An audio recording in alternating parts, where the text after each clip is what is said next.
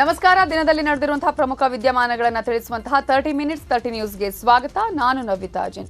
ನನ್ನ ಜೊತೆ ಇದ್ದಾರೆ ನಾನು ಚೈತ್ರಾ ರಾಜ್. ಬೆಳಗಿನಿಂದ ಈ ಕ್ಷಣದವರೆಗೂ ನಡೆದಿರುವಂತಹ ಎಲ್ಲ ಪ್ರಮುಖ ವಿದ್ಯಮಾನಗಳ 30 ಸುದ್ದಿಯನ್ನು ನೋಡ್ತಾ ಹೋಗೋಣ. ಸಿಡಿ ಪ್ರಕರಣದ ಕುರಿತು ಮಾಜಿ ಸಚಿವ ರಮೇಶ್ ಜಾರಕಿಹೊಳಿ ಸಾಲು ಬಾಂಬ್ ಸಿಡಿಸಿದ್ದಾರೆ. ಕೆಪಿಸಿಸಿ ಅಧ್ಯಕ್ಷ ಡಿಕೆ ಶಿವಕುಮಾರ್ ನರೇಶ್ ಶ್ರವಣ್ರನ್ನ ಬಂಧಿಸಬೇಕು ಅಂತ ಆಗ್ರಹಿಸಿದ್ದಾರೆ. ಗ್ರಾಮೀಣ ಶಾಸಕೀಯ ಸಲುವಾಗಿ ಡಿಕೆ ಶಿವಕುಮಾರ್ ಇಡೀ ರಾಜ್ಯವನ್ನ ಹಾಳು ಮಾಡಿದ್ದಾರೆ.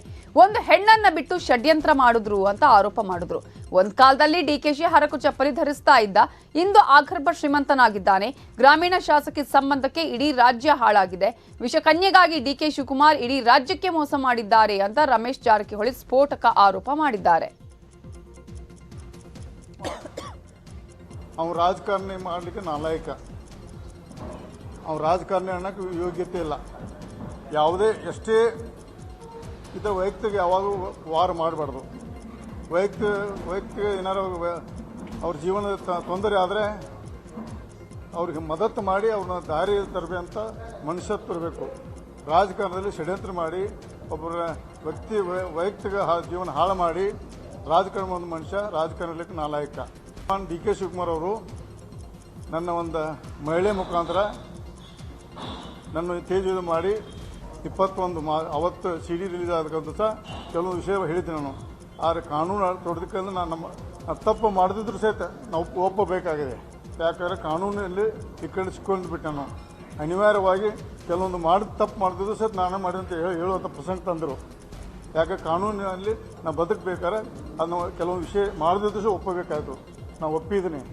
ಆದರೆ ದೇವ್ರಿಗೆ ಗೊತ್ತು ಇದನ್ನ ಯಾಕೆ ಹೇಳಪ್ಪ ಅಂತ. ಇದು ಭಾಳ ಸೀರಿಯಸ್ ಮ್ಯಾಟರ್ ಇದೆ. ಅದಕ್ಕೂ ದಯವಿಟ್ಟು ರಾಜ್ಯ ಸರ್ಕಾರಕ್ಕೆ ನಾನು ಒತ್ತಾಯ ಮಾಡ್ತೀನಿ. ಈ ಒಂದು ಗ್ಯಾಂಗನ್ನು ಸದೆ ಬಿಡಬೇಕಾದ್ರೆ CBI ಎನ್ಕ್ವೈರಿ ಮಾಡಿ ತಕ್ಷಣ ಕೊಡಬೇಕು. ಮತ್ತು ಎಲ್ಲ ಎವಿಡೆನ್ಸ್ CBI ಕೊಡ್ತೀನಿ. ನನ್ನ ಮೇಲೆ ಮಾಡಿದ ಅದನ್ನು ನಾನು ಚಾಲೆಂಜ್ ಮಾಡಿದ್ದೀನಿ. ಇವತ್ತು ಮುಂದಿನ ದಿನದಲ್ಲಿ ಕಾನೂನು ಹೋರಾಟಕ್ಕೆ ನಾನು ಸಿದ್ಧನಾಗಿದ್ದೀನಿ. ನಾನು CD ಕೊಡಿಸಿದ ಮೊದಲು ಆ ಹುಡುಗಿನ ಅರೆಸ್ಟ್ ಮಾಡಬೇಕು. ಅವರು ಇದ್ದಂಥ ಇಬ್ಬರು ಹುಡುಗರು ಶ್ರವಣ್ ಮತ್ತು ನರೇಶ್ ಮತ್ತು ಕನಕ್ ಮೂಲದ ಗ್ರಾಂಡ್ ಉದ್ಯಮಿ ಹಾಗೂ ಅವನ ಡ್ರೈವರ್ ಪರಶುಮೂರ್ತಿ ಮತ್ತು ಮಂಡ್ಯ ಮೂಲದ ಇಬ್ಬರು ನಾಯಕರದಾರ. ಹೆಸರು ಬಹಿರಂಗ ಹೇಳೋದಿಲ್ಲ, ನಾನು CBI ಮುಂದೆ ಹೇಳ್ತೇನೆ. ಮಂಡ್ಯ ಮೂಲದ ಒಂದು ಇಬ್ಬರು ಇವರೆಲ್ಲ ಒಂದು ಕೂಡಿ ಷಡ್ಯಂತ್ರ ಮಾಡಿ ನನ್ನ CD ಮಾಡಿ ಇವತ್ತು ತೇಜ್ ಮಾಡಿದ್ದಾರೆ. ಅದೇ ಥರ ರಾಜ್ಯದ ಮೂಲೆಗೆ 110 ಸೀಟ್ ಮಾಡಿ ರಾಜ್ಯದ ಎಲ್ಲ ನಾಯಕರು, ಎಲ್ಲ ಪಕ್ಷ ನಾಯಕರು, ಎಲ್ಲ ಅಧಿಕಾರಿ ವರ್ಗವನ್ನು ಇವತ್ತು ಅವ್ರನ್ನ ಬ್ಲ್ಯಾಕ್ಮೇಲ್ ಮಾಡ್ತಾರೆ. ಅದು CBI ಎನ್ಕ್ವೈರಿ ಮಾಡಬೇಕು. ನಾನು ರಾಜ್ಯ ಸರ್ಕಾರಕ್ಕೆ ಮತ್ತು ಕೇಂದ್ರಕ್ಕೆ ಆಗ್ರಹ ಮಾಡ್ತೀನಿ. ಮತ್ತು ನಾನು ಇನ್ನೂ ಅನೇಕ ವಿಷಯ ಬಹಿರಂಗಪಡಿಸೋದನ್ನೇ. ರಮೇಶ್ ಜಾರಕಿಹೊಳಿ ವಿರುದ್ಧ ಲಕ್ಷ್ಮೀ ಹೆಬ್ಬಾಳ್ಕರ್ ಸಹೋದರ ಚನ್ನರಾಜ್ ಹಟ್ಟಿಹೊಳಿ ಕಿಡಿಕಾರಿದ್ದಾರೆ. ಯಾವ ಕಾರಣಕ್ಕೆ ಸುದ್ದಿಗೋಷ್ಠಿ ಮಾಡಿದ್ರು ಅವರಿಗೆ ಗೊತ್ತಿಲ್ಲ. ಹೆಬ್ಬಾಳ್ಕರ್ ಬಗ್ಗೆ ಆಡಿದ ಮಾತನ್ನ ಖಂಡಿಸ್ತೇನೆ. ರಮೇಶ್ ಜಾರಕಿಹೊಳಿಗೆ ಅಸಭ್ಯವಾಗಿ ಮಾತನಾಡೋ ಚಟ ಇದೆ. ರಮೇಶ್ ಜಾರಕಿಹೊಳಿ ಸುಳ್ಳು ಹೇಳೋದನ್ನ ಅಭ್ಯಾಸ ಮಾಡಿಕೊಂಡಿದ್ದಾರೆ. ಆರೋಪ ಬಿಟ್ಟು ದಾಖಲೆ ಮೂಲಕ ಬರಲಿ ಅಂತ ಚನ್ನರಾಜ್ ಸವಾಲ್ ಹಾಕಿದ್ದಾರೆ. ಬಗ್ಗೆ ಅವರು ಹೇಳಿದಂಥ ಒಂದು ಮಾತು ಅದನ್ನು ನಾನು ಖಂಡಿಸ್ತೀನಿ. ವ್ಯಕ್ತಿಯ ಬಗ್ಗೆ ಹಗುರವಾಗಿ ಮಾತಾಡೋದು, ಕೀಳುಮಟ್ಟದಲ್ಲಿ ಮಾತಾಡೋದು ಅವ್ರ ಚಟ ಇದೆ. ಅದೊಂದು ಹೊಲಸು ಚಟ. ಅದನ್ನು ಅವರು ಬಿಡಬೇಕು. ಇಲ್ಲ ಅಂತಂದರೆ ಮುಂಬರುವಂಥ ದಿನದಲ್ಲಿ ಜಿಲ್ಲೆಯ ಜನ, ರಾಜ್ಯದ ಜನ ಅವರಿಗೆ ತಕ್ಕ ಪಾಠವನ್ನು ಕಲಿಸ್ತಾರಂತೆ ಸಂದರ್ಭ. ಶಾಸಕರ ಬಗ್ಗೆ ಅವರು ಹೇಳಿದಂಥ ಒಂದು ಮಾತು ಅದನ್ನು ನಾನು ಖಂಡಿಸ್ತೀನಿ. ವ್ಯಕ್ತಿಯ ಬಗ್ಗೆ ಹಗುರವಾಗಿ ಮಾತಾಡೋದು. ತಮ್ಮನ್ನು ಸಿಡಿ ಪ್ರಕರಣದಲ್ಲಿ ಸಿಲುಕಿಸಿದ್ದೇ ಡಿಕೆ ಶಿವಕುಮಾರ್ ಅಂಡ್ ಕಂಪನಿ ಅಂತ ಮಾಜಿ ಸಚಿವ ರಮೇಶ್ ಜಾರಕಿಹೊಳಿ ಆರೋಪಿಸಿದ್ದಾರೆ. ಜೊತೆಗೆ ಕೆಪಿಸಿಸಿ ಅಧ್ಯಕ್ಷ ಡಿಕೆ ಶಿವಕುಮಾರ್ ವಿರುದ್ಧ ಆಡಿಯೋ ಬಾಂಬ್ ಸಿಡಿಸಿದ್ದಾರೆ. ಡಿಕೆಶಿ ಮಾತನಾಡಿದ್ದಾರೆ ಎನ್ನಲಾದ 18 ಸೆಕೆಂಡ್ ಆಡಿಯೋ ಬಿಡುಗಡೆ ಮಾಡಿ ರಾಜ್ಯ ರಾಜಕಾರಣದಲ್ಲಿ ಹಲ್ಚಲ್ ಎಬ್ಬಿಸಿದ್ದಾರೆ.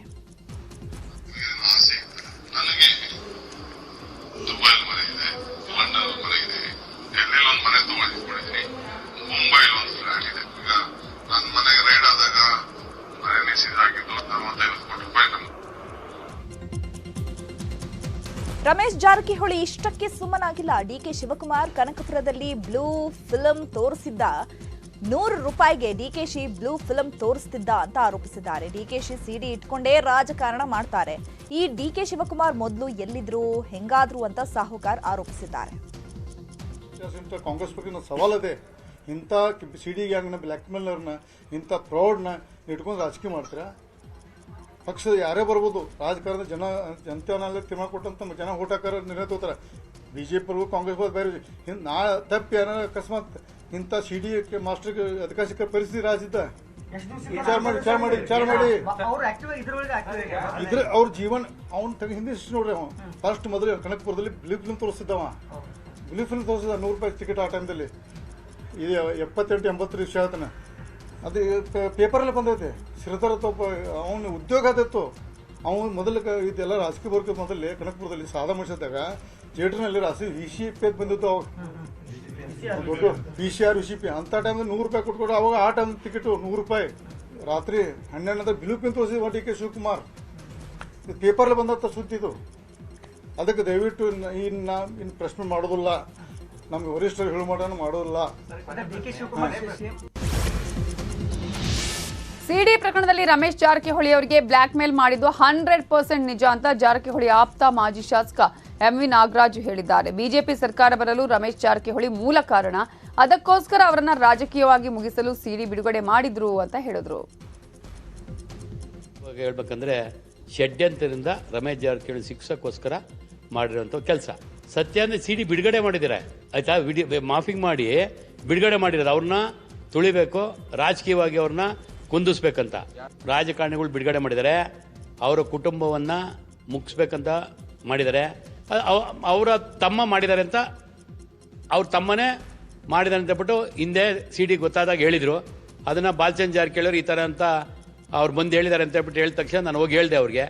ಅವ್ರು ಆ ಥರ ಇದ್ದಿದ್ರೆ ಅವೆಲ್ಲ ಸ್ಟೇ ತೊಗೊಂಬೋದಾಯ್ತು. ಈಗ ಭಾಳ ಜನ ಸ್ಟೇಗಳು ತೊಗೊಂಡೆಲ್ಲ ಇದ್ರು, ಆ ರೀತಿ ಸ್ಟೇ ತೊಗೊಂಬೋದಾಯ್ತು. ಅವ್ರು ನಾನೇನು ತಪ್ಪು ಮಾಡಿಲ್ಲ ಅಂದ್ಬಿಟ್ಟು ನನಗೆ ಗೊತ್ತಿದೆ ನಾನೇನು ತಪ್ಪು ಮಾಡಿಲ್ಲ ಅಂತ ಇದು ಮಾಡಿದ್ರು. ಆದ್ರ ಕಾರಣಾಂತರಗಳಿಂದ ಅವರ ಫ್ಯಾಮಿಲಿನ ಜಾರಕಿಹೊಳಿ ಫ್ಯಾಮಿಲಿ ಮುಗಿಸ್ಬೇಕಂತೇಳಿ ಷಡ್ಯಂತ್ರದಿಂದ ಮಾಡಿರೋಂಥ. DK ಶಿವಕುಮಾರ್ ವಿರುದ್ಧ ಆಡಿಯೋ ಬಾಂಬ್ ಸಿಡಿಸಿದ್ದ ರಮೇಶ್ ಜಾರಕಿಹೊಳಿ ವಿರುದ್ಧ ಕಾಂಗ್ರೆಸ್ಸಿಗರು ಸಿಡಿದೆದ್ದಿದ್ದಾರೆ. ಬೆಂಗಳೂರಿನಲ್ಲಿ ಕಾಂಗ್ರೆಸ್ ಕಾರ್ಯಕರ್ತರು ರಮೇಶ್ ಜಾರಕಿಹೊಳಿ ಭಾವಚಿತ್ರ ದಹಿಸಿ ಪ್ರತಿಭಟನೆ ನಡೆಸಿದ್ದಾರೆ.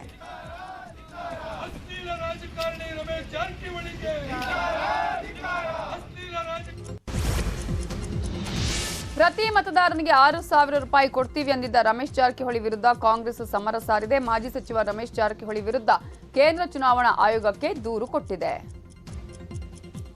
22ನೇ ತಾರೀಕು ಮಾಜಿ ಸಚಿವರು ಹಾಲಿ ಶಾಸಕರಾಗಿರ್ತಕ್ಕಂಥ ಸನ್ಮಾನ್ಯ ಶ್ರೀ ರಮೇಶ್ ಜಾರಕಿಹೊಳಿ ಅವರು ಬೆಳಗಾವಿನಲ್ಲಿ ಸಾರ್ವಜನಿಕ ಸಭೆಯಲ್ಲಿ ಮಾತನಾಡ್ತಾ ನಾವು ಈ ಸಾರಿ ಪ್ರತಿ ಮತದಾರರಿಗೆ ₹6,000 ಹಣವನ್ನು ಕೊಡ್ತೇವೆ. At the rate of 6,000 per voter ಅಂದ್ರೆ ರಾಜ್ಯದಲ್ಲಿ ಸುಮಾರು 5 ಕೋಟಿ ವೋಟರ್ಸ್ ಇದ್ದಾರೆ.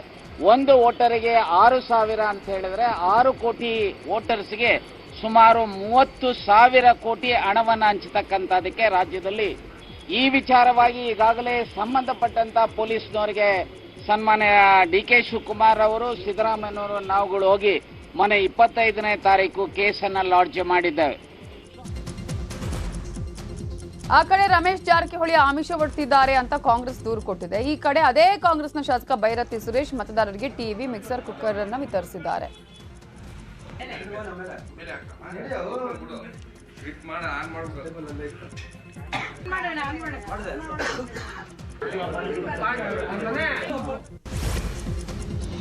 ಹಾಸನದಲ್ಲಿ ಜೆಡಿಎಸ್ ವರಿಷ್ಠರು ಯಾರಿಗೆ ಟಿಕೆಟ್ ಕೊಡ್ತಾರೆ ಎಂಬ ಪ್ರಶ್ನೆ ಮೂಡಿದೆ. ಇದರ ಮಧ್ಯೆ ಡ್ಯಾಮೇಜ್ ಕಂಟ್ರೋಲ್ಗೆ MLC ಸೂರಜ್ ರೇವಣ್ಣ ಭಾವನಾತ್ಮಕವಾಗಿ ಟ್ವೀಟ್ ಮಾಡಿದ್ದಾರೆ.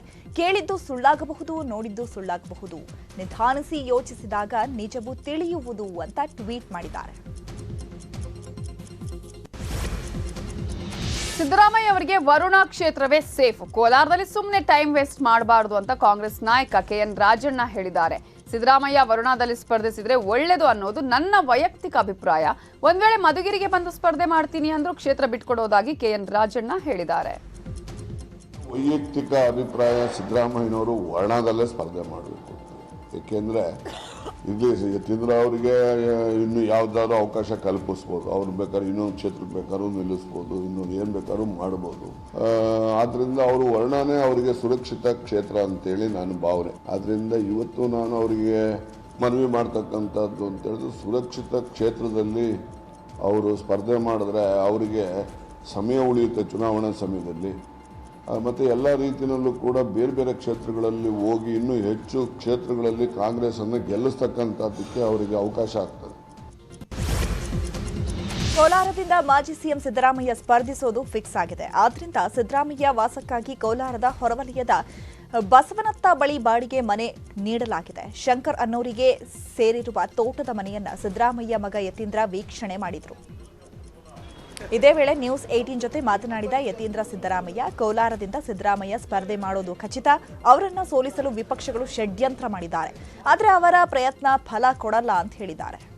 ಕೋಲಾರದಿಂದ ಮಾಜಿ ಸಿಎಂ ಸಿದ್ದರಾಮಯ್ಯನವರು ಸ್ಪರ್ಧೆ ಮಾಡೋದು ಈಗಾಗಲೇ ಘೋಷಣೆ ಮಾಡಿದ್ದಾರೆ. ಇವತ್ತು ಏನು ಅವರ ಪುತ್ರ ಆಗಿರ್ತಕ್ಕಂಥ ವರುಣಾ ಕ್ಷೇತ್ರದ ಶಾಸಕರಾಗಿರ್ತಕ್ಕಂಥ ಡಾಕ್ಟರ್ ಯತೀಂದ್ರ ಸಿದ್ದರಾಮಯ್ಯ ಅವರು ಇವತ್ತು ಕೋಲಾರದಲ್ಲಿ ಸಾಕಷ್ಟು ಕಾರ್ಯಕ್ರಮಗಳಲ್ಲಿ ಭಾಗಿಯಾಗಿದ್ದರು. ಅವ್ರ ಜೊತೆಗೆ ಮಾತಾಡೋಣ. ಸರ್, ಇವತ್ತು ತಾವು ಸಾಕಷ್ಟು ಕಾರ್ಯಕ್ರಮದಲ್ಲಿ ಭಾಗಿಯಾಗಿದ್ವಿ, ಯಾವ್ದಾರ ರೆಸ್ಪಾನ್ಸ್ ಅನ್ನು ತಾವು ನೋಡಿದ್ವಿ ಸರ್ ಕೋಲಾರ ತಾಲೂಕಲ್ಲಿ?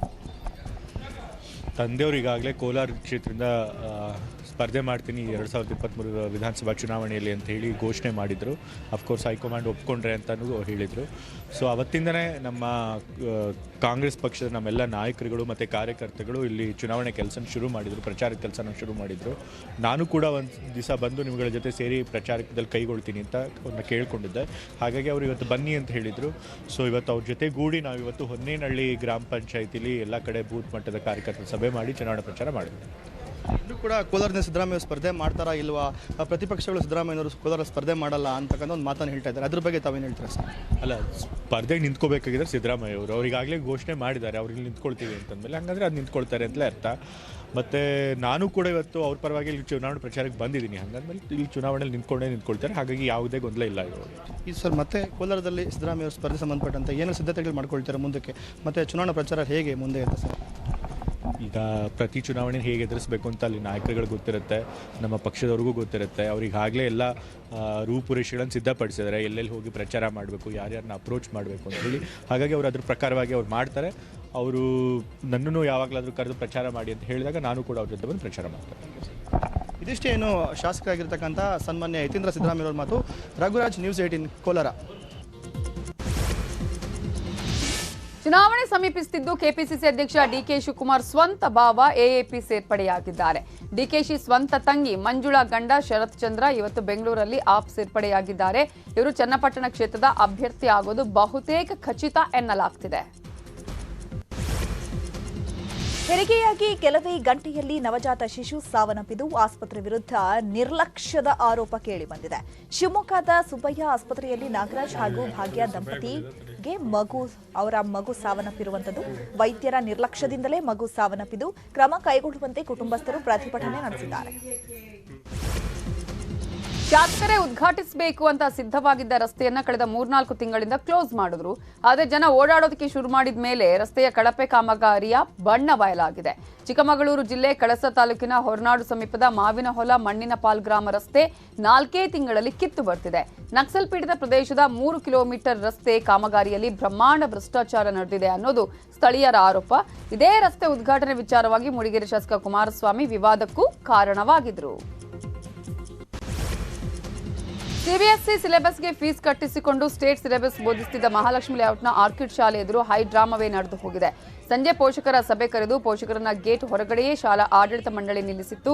ಇದರಿಂದ ಕೆರಳಿದ ಪೋಷಕರು ಆಡಳಿತ ಮಂಡಳಿಯನ್ನ ತರಾಟೆಗೆ ತೆಗೆದುಕೊಂಡರು. ಇದೇ ವೇಳೆ ಶಾಲಾ ಕಚೇರಿಯಲ್ಲಿ ನಮ್ಮ ಮೇಲೆ ಹಲ್ಲೆಯಾಗಿದೆ ಅಂತ ಪೋಷಕರು ಆರೋಪಿಸಿದ್ರು. ಶಾಲಾ ಒಳಗಡೆ ಇರುವವರು ಶಾಲಾ ಸಿಬ್ಬಂದಿಯೋ ಯಾರೋ ಗೊತ್ತಿಲ್ಲ, ಅವರ ಬಳಿ ಐಡಿ ಕಾರ್ಡ್ ಕೂಡ ಇಲ್ಲ ಅಂತ ಪೋಷಕರು ಆರೋಪ ಮಾಡಿದ್ರು.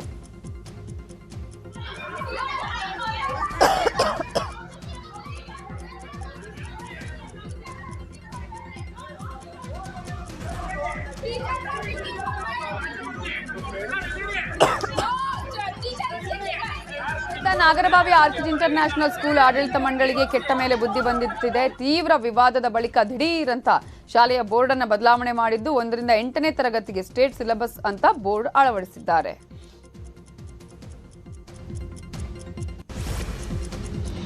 ಬೆಂಗಳೂರು ಹೊರವಲಯ ನೆಲಮಂಗಲ ವ್ಯಾಪ್ತಿಯಲ್ಲಿ ಬೈಕ್ ವೀಲಿಂಗ್ ಹಾವಳಿ ದಿನೇ ದಿನೇ ತೀವ್ರವಾಗ್ತಾ ಇದೆ. ನೆಲಮಂಗಲ ಸೋಲೂರು ರಸ್ತೆಯಲ್ಲಿ ಪಡ್ಡೆ ಹುಡುಗರು ಡೆಡ್ಲಿ ವೀಲಿಂಗ್ ಮಾಡ್ತಿದ್ದಾರೆ. ಅಪಾಯಕಾರಿ ಬೈಕ್ ವೀಲಿಂಗ್ ಹಾವಳಿಗೆ ಬೆಚ್ಚಿ ಬಿದ್ದಿರೋ ಜನ ಕ್ರಮ ಕೈಗೊಳ್ಳುವಂತೆ ಪೊಲೀಸರಿಗೆ ಮನವಿ ಮಾಡ್ತಿದ್ದಾರೆ.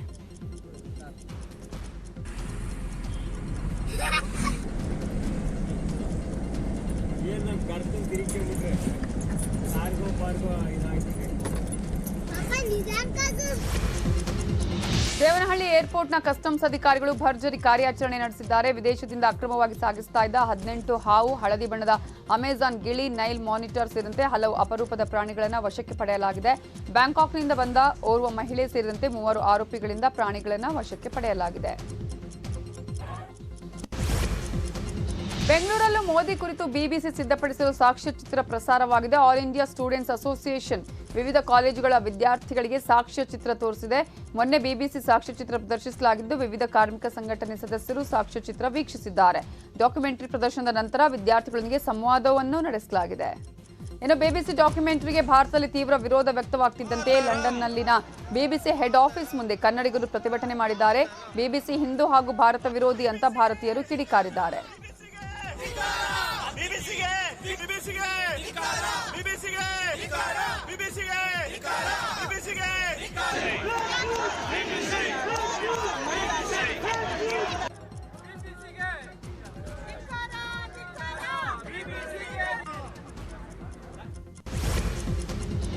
ಉತ್ತರ ಪ್ರದೇಶದ ಗೋರಖ್ನಾಥ್ ದೇಗುಲದಲ್ಲಿ ಕಳೆದ ವರ್ಷ ಏಪ್ರಿಲ್ನಲ್ಲಿ ಮಚ್ಚಿಡಿದು ದಾಳಿ ಮಾಡಿದ್ದ ಮುರ್ತಾಜ್ಗೆ ಕೋರ್ಟ್ ಮರಣ ದಂಡನೆ ವಿಧಿಸಿದೆ. ಮುರ್ತಾಜ್ ಅಬ್ಬಾಸಿಗೆ ಎನ್ಐಎ ಕೋರ್ಟ್ ಮರಣ ದಂಡನೆ ನೀಡಿದೆ. ಈತ ಐಸಿಸ್ ಉಗ್ರರ ಜೊತೆ ಲಿಂಕ್ ಹೊಂದಿದ್ದನಂತೆ. ನಾಳೆಯಿಂದ ಸಂಸತ್ ಬಜೆಟ್ ಅಧಿವೇಶನ ನಡೆಯಲಿದೆ. ನಾಡಿದ್ದು ಕೇಂದ್ರ ಬಜೆಟ್ ಮಂಡನೆಯಾಗಲಿದೆ. ಹೀಗಾಗಿ ಇವತ್ತು ಲೋಕಸಭಾ ಸ್ಪೀಕರ್ ಓಂ ಬಿರ್ಲಾ ಸಂಸತ್ ಭವನದಲ್ಲಿ ಸಿದ್ಧತೆಯನ್ನ ಪರಿಶೀಲನೆ ಮಾಡಿದ್ರು.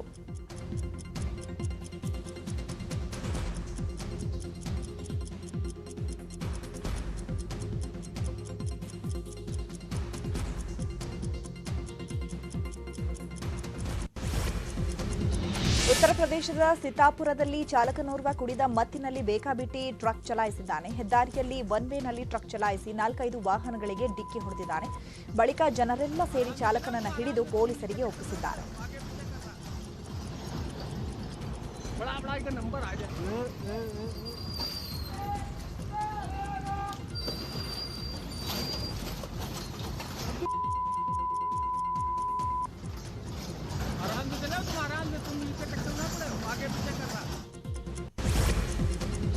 ಮಹಾತ್ಮ ಗಾಂಧಿ ಹುತಾತ್ಮರಾಗಿಂದಿಗೆ 75 ವರ್ಷಗಳು ಕಳೆದಿವೆ. ಸರ್ವೋದಯ ದಿನವಾದ ಇಂದು ಪ್ರಧಾನಿ ನರೇಂದ್ರ ಮೋದಿ ಸಂಪುಟ ಸಹೋದ್ಯೋಗಿಗಳೊಂದಿಗೆ ರಾಜ್ಘಾಟ್ಗೆ ತೆರಳಿ ನಮನ ಸಲ್ಲಿಸಿದರು.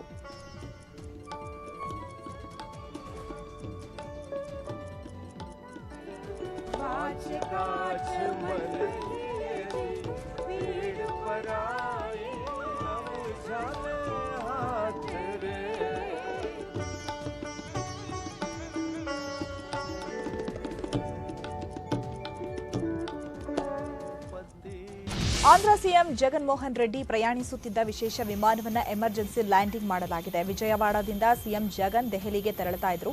ಈ ವೇಳೆ ವಿಮಾನದಲ್ಲಿ ತಾಂತ್ರಿಕ ಸಮಸ್ಯೆ ಕಾಣಿಸಿಕೊಂಡಿದ್ದರಿಂದ ಎಮರ್ಜೆನ್ಸಿ ಲ್ಯಾಂಡಿಂಗ್ ಮಾಡಲಾಯಿತು.